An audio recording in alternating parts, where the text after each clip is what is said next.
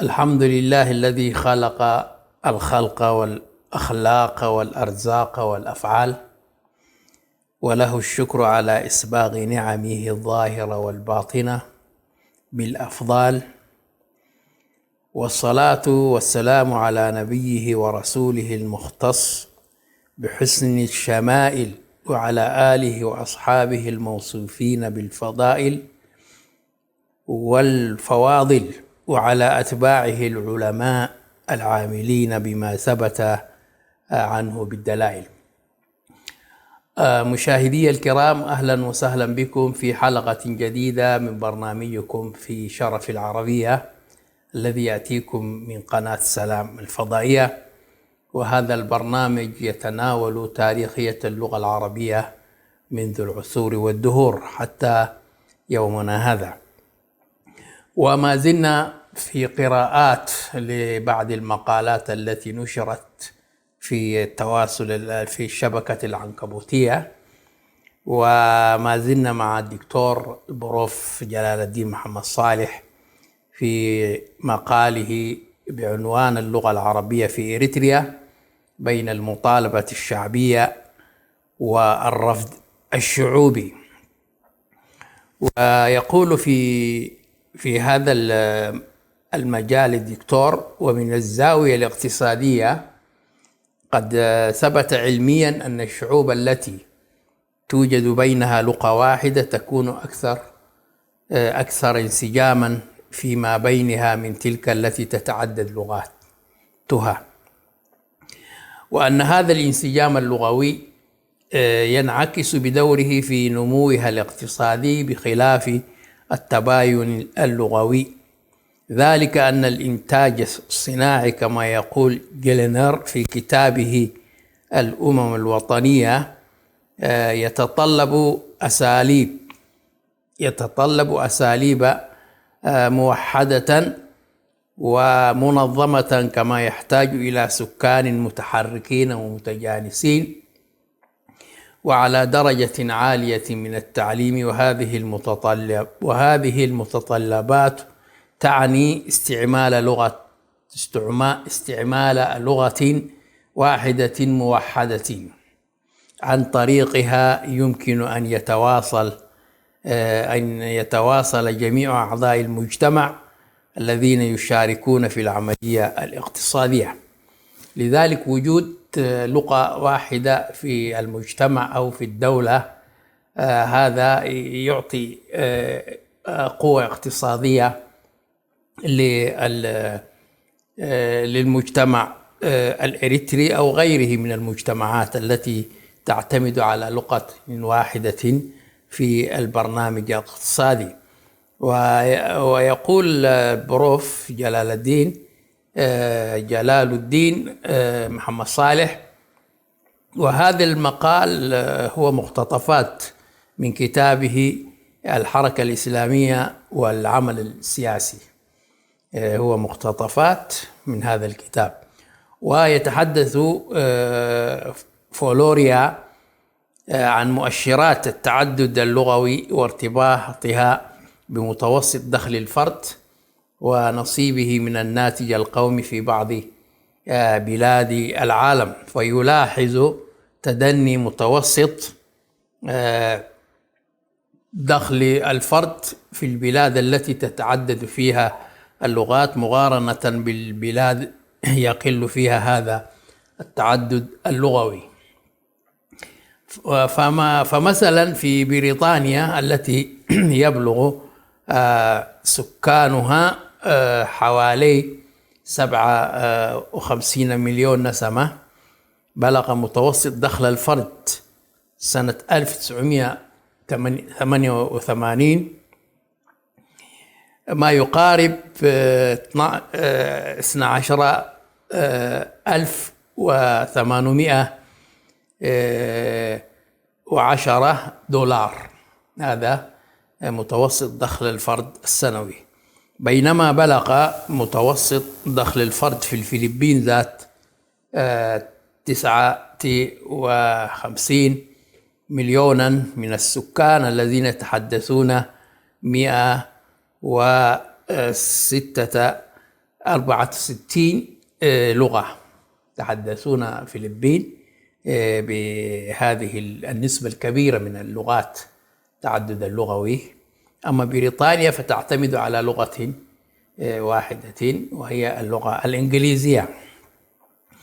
فإذا ما يقارب 630 دولارا، يعني فرق كبير جدا يعني. أما اليابان التي بلغ عدد سكانها سنة 1988 ما يقارب 122 مليون نسمة، والتي يتحدث السكان فيها 5 لغات. فقد بلغ متوسط نصيب الفرد فيها من الناتج الإجمالي 21,020 دولار. هذا متوسط الدخل السنوي للفرد في اليابان، واليابان يتحدث فيها عدد لغات 5 لغات. بينما بلغ نصيب الفرد من الناتج الإجمالي القومي في أندونيسيا البالغ عددها عدد سكانها 174. طبعا هذا تعداد قديم، الآن أندونيسيا دخلت 200 وكذا مليون نسمة، ويتحدثون ب 659 لغة. دخل الفرد 440 دولار فقط. إذن في اختلاف في تعدد اللغات وفي اتخاذ لغة واحدة للدولة. ويوجز المؤلف ما توصل إليه البحث العلمي في هذا المجال بعبارة جون ثينان، وهي أن البلاد المجزأة لغويا بشكل كبير بلاد فقيرة دائما، بلاد فقيرة دائما. وفي هذا مؤشر واضح على أن التجانس اللغوي على مستوى الوطن الواحد له أثر كبير في إحراز التقدم ونجاح التنمية. لذلك نرى مثال كذلك دولة المملكة العربية السعودية التي تتخذ اللغة العربية هي اللغة الوحيدة في الدولة، لها نمو كامل والمجتمع متجانس مع بعضه البعض. فيقول إذن له أثر كبير في إحراز التقدم ونجاح التنمية. ويعزي النجاح الذي حظيت به التجربة اليابانية إلى التجانس اللغوي في البلاد وسيادة لغة موحدة تنتشر على نطاق الوطن، وهي اللغة اليابانية. وبالطبع أن اللغة التجرينية وإن كانت لغة رسمية بجانب اللغة العربية في المجتمع الأريتري، لا يمكن أن تبلغ منزلة اللغة العربية في تحديد أهداف اقتصادية عليا، لأن اللغة العربية كل المجتمع الإريتري يتحدث بها منذ العصور، منذ القدم، منذ احتلال أو استعمار الإيطالي واستعمار البريطاني والبرتقالي، كانت اللغة العربية حاضرة في بلاد إريتريا، وهذه هي اللغة التي تجعل المجتمع الإريتري متجانسا مترابطا. وبما أن ما يجاور إريتريا من الدول العربية لا يمكن أن تتحدث باللغة التجرينية في بلاد العربية المجاورة، سواء كان اقتصاديا أو سياحة أو غير ذلك. فلذلك نرى رئيس دولة إريتريا يتحدث باللغة العربية إذا ذهب إلى المملكة العربية السعودية أو السودان أو مصر، يتكلم باللغة العربية الفصحى ولا يحتاج لمترجم لكي يترجم من التجرينية إلى اللغة العربية. إذن لكونها محدودة التداول، يعني التجرينية هي محدودة التداول في إريتريا فقط. إذا خرجت من المطار أسمرة تقف التجرينية في المطار وبعد ذلك إما لغة عربية أو لغة إنجليزية، لذلك لا يتجاوز نطاق استعمالها إقليميا حدود التيغراي، ومحليا جبال الهضبة. الأمر الذي يفقدها القدرة على إحراز مكاسب اقتصادية للوطن، بخلاف اللغة العربية التي تعد عالميا إحدى اللغات الحية. كذلك لو نظرنا إلى إثيوبيا، فيها عدة لغات، ولكن اتخذت اللغة الأمهرية هي اللغة الرسمية، ثم بعد ذلك اللغة الإنجليزية في إثيوبيا، ولذلك نمت وما زالت تنمو، وهي من الدول النامية في منطقة القرن الأفريقي.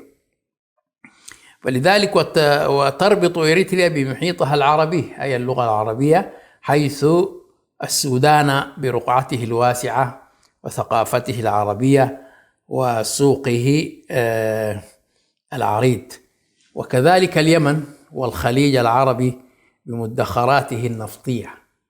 يعني هذه البلاد مجاورة لإريتريا لا تستطيع أن تتحدث بها بأي لغة من اللغات أو اللهجات الإريترية غير اللغة العربية. وثرائها المميز هنا لا بد أن تكون هي المؤهل الوحيد الذي يمكن أن يحقق التجانس اللغوي في المجتمع. هذا رأي الدكتور جلال الدين محمد صالح في مناقشة، هذا المقال مناقشة عن اللغة العربية ودورها في المجتمع الإريتري، ومن ثم الرخاء الاقتصادي والازدهار العمراني والانفتاح على أوسع رقعة عربية غنية بإمكانات اقتصادية هائلة تحتل فيها اللغة العربية من مساحات العمل والإنتاج ما يستحيل على التجرينيا الاقتراب منها. ويبدو لي هذا المقال الذي كتبه دكتور هو مقال قديم، ولكن الآن بما يبرز في الساحة الإريترية في إريتريا حاليا في أسمرة، هنالك جهود لتعليم اللغة العربية للموظفين وللسفراء وللوزراء، وهناك معهد يهتم باللغة العربية ويشرف عليه الإعلامي المخضرم شريف.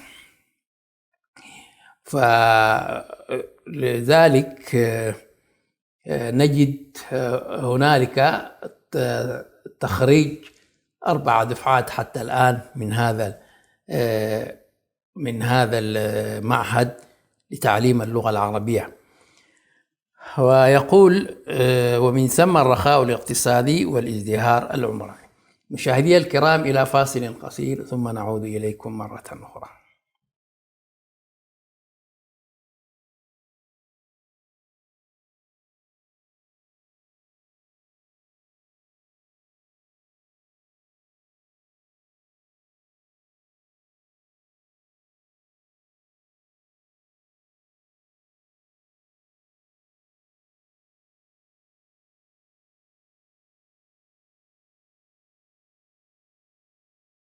الحمد لله والصلاة والسلام على رسول الله وعلى آله وأصحابه أجمعين. أهلا وسهلا بكم مرة أخرى بعد فاصل قصير، ونواصل ما انقطع عن القراءة في مقال الدكتور جلال الدين محمد صالح بعنوان اللغة العربية في إريتريا بين مطالبة الشعبية، يقصد الشعوب، يعني يقصد الشعب الإريتري، ومطاردة الشعوبية الذين يكرهون اللغة العربية ويكرهون العرب. وذكرنا أن الذي يشرف على معهد اللغة العربية فيه هو أحمد، ليس أحمد شريف، إنما هو من أحد الإعلاميين، درس في جامعة الملك سعود في ذلك الوقت، هو أحمد عمر شيخ. وأحمد عمر شيخ الآن مدير لهذا المعهد، وقد خرج كما قلنا 4 دفعات من مدارسي اللغة العربية، ووجدوا أن اللغة العربية لا مناص منها، يعني لازم يتعلمها المجتمع الإريتري حتى يعيش في المحيط الذي يحيط به. فلذلك مثلا يقول والإنتاج ما تحتل فيها اللغة العربية، يعني اقتصاديا وعمرانيا وسياسيا على أوسع رقعة عربية غنية بإمكانات اقتصادية.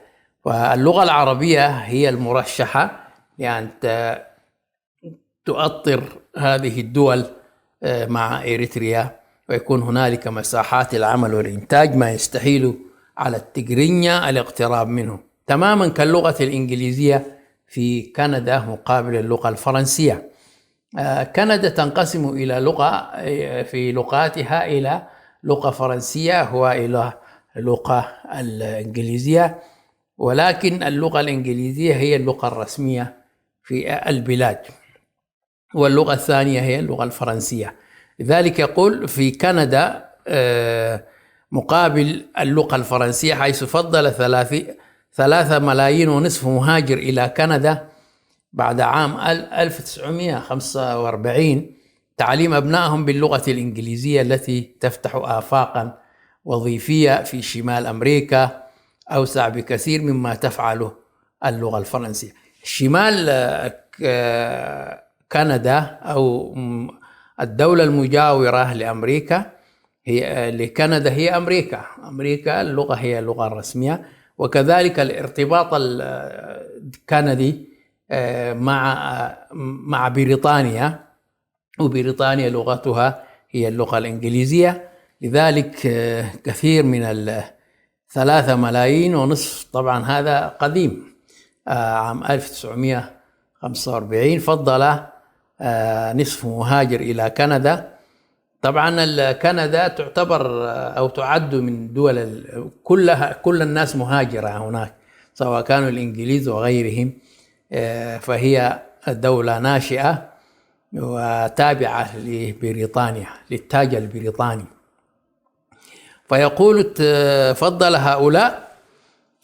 فضل هؤلاء تعليم أبنائهم باللغة الإنجليزية التي تفتح آفاقا وظيفية في شمال أمريكا أوسع بكثير مما تفعله اللغة الفرنسية. يعني اللغة الفرنسية إلا إذا ذهبوا فرنسا، أما الدول التي تتكلم اللغة الفرنسية مثلا في أمريكا الجنوبية أو اللاتينية فهي دول ضعيفة اقتصاديا، وكذلك الدول التي تتحدث بالفرنسية في قارة إفريقيا هي كذلك دول ضعيفة. فهذا مما يدل هذا الدور من أهم ما يحفز الآخرين على الإقبال عليها. هذا من ناحية، ومن ناحية أخرى يقول دكتور جلال الدين محمد صالح أن اللغة لا تكون لها منزلتها السامية عند قوم ما إلا إذا كانت وعاء مبادئ وقيم وعقائد مقدسة، ولا قيمة للغة إذا كانت مجرد أصوات مجموعة وحروف مكتوبة فارغة من أي مضمون عقدي، وحيث أن غالب الشعب الإريتري ينحدر من أصول عربية، بجانب أن المسلمين وهم الغالبية العظمى من سكان إريتريا، حيث تبلغ عددهم أكثر من 70%، ولكن الآن لا يوجد تعداد جديد بعد تحرير أو أخذ استقلال إريتريا عن إثيوبيا. ويقول كذلك يرتبطون عقديا الشعب الإريتري بالحرف العربي الذي يصلهم برصيد ضخم من تراث الحضارة الإسلامية. وكما ذكرنا الآن كل المساجد والجوامع الموجودة في إريتريا تخطب باللغة العربية، الخطبة الجمعة هي باللغة العربية، بعد ذلك بعد الصلاة هنالك تفسير وبيان بلغة القوم أو بلغة المنطقة. مثلا في أسمرة غالبية الناس يتكلمون اللغة التجرينية، لكن الخطبة تكون باللغة العربية، ثم بعد ذلك بعد الصلاة يشرح الخطبة باللغة التجرينية. وترتبط به مصالح اقتصادية وثقافية وسياسية، فلا غرابة إذن أن تكون اللغة العربية لغتهم الرسمية. ولا بد أن ندرك أن اختيار لغة ما لتكون اللغة الأم لا يكون إلا من وراء أهداف فكرية وحضارية. طبعا كان هناك مشروع فشل، وهو تعليم بلغة الأم أو باللهجات، ولكن هذا المشروع فشل، ونجحت اللغة العربية في مدارسها مع التجرينيا واللغة الإنجليزية. ولذلك يقول هناك دوافع سياسية. فالروس عندما قرروا مثلا ترويس الشعوب، يعني ترويس يعني من روسيا، يعني الشعوب الإسلامية فيما كان يعرف بالاتحاد السوفيتي، إنما انطلقوا من سياسة إبعاد هذه الشعوب من إيران وتركيا وأفغانستان، لأن رأوا يسهم، لأن ترويسهم يسهم سيجعل لا يحسنون بأي ارتباط مع شعوب تلك الدول، بالإضافة إلى سيهيئهم لتقبل الثقافة الروسية. لذلك كذلك الأتراك الآن يدرسون مثلا في إفريقيا، فتحوا مدارس يدرسون اللغة، مدارس ومعاهد يدرسون اللغة التركية حتى تنتشر اللغة التركية في العالم. لذلك يقول أن طاجكستان التي تتكلم الفارسية تحولت الآن بعد البروستوريكا من الأبجدية الروسية إلى الأبجدية العربية، لأن اللغة الفارسية تكتب بالحرف العربي، وكذلك اللغة الأردية في باكستان تكتب بالحرف العربي. كما أن الصرب من ناحية أخرى يسمون لغتهم الآن الصربية، بدل اللغة الروسية صارت اللغة يطلق عليها باللغة السربية، بدلا من الصرب كرواتية. وتحولوا من الأبجدية الغربية لأعدائهم الكاثوليك إلى الأبجدية السريالية لأقاربهم الروس. وبهذا تجزم الحركة الإسلامية الإريترية أن مسألة تطوير اللغات الإريترية ذات هدف سياسي يؤدي في نهاية المطاف إلى تفتيت العنصر المسلم. هكذا يرى المسلمون أن مطاردة ومحاربة اللغة العربية في إريتريا هدفه هدف سياسي يؤدي في نهاية المطاف إلى تفتيت العنصر المسلم، ولأن وحدة المسلمين في وحدة لغتهم ودينهم وثقافتهم العربية، ووضع فواصل وحواجز لغوية بين قبائله. مثلا الآن قبائل العفر لا يوجد فيهم الآن نصارى، وكذلك الساهو فيهم بعض النصارى الذين ارتدوا، ولكن كل هؤلاء المسلمون بلين وبني عامر وكل هؤلاء تجمعهم لغة عربية، لغة واحدة وهي اللغة العربية. لذلك تعليم الشعب الإريتري أو الفئات المسلمة في إريتريا باللهجات هو هدفه إلى تفتيت وحدة المسلمين ووضع فواصل وحواجز لغوية بين قبائله، ثم عزله تماما عن محيطه العربي. ونسمع الآن نغمات كذلك ممن تأثروا بالسياسة أننا لسنا عرب وأننا كذا، واللغة العربية لا تدخلنا الجنة، واللغة العربية أنا أتحدث بلغتي يعني وأتعلم بلغتي وهكذا. طبعا هذا تضليل إعلامي، بينما هو يعرف أهمية اللغة العربية لمحيطه العربي والإسلامي.